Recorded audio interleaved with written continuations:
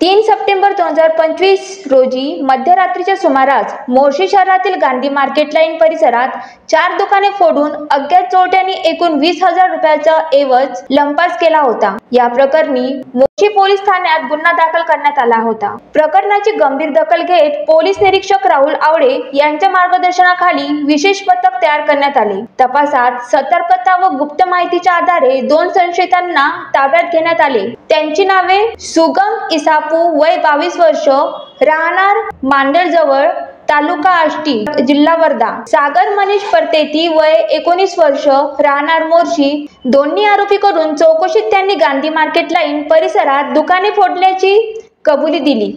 त्यांच्या ताब्यातून गुन्ह्यात वापरलेली मोटरसायकल MS27 BH 6000 आणि एकूण 56,000 रुपये किमतीचा मुद्देमाल जप्त करण्यात आला आहे।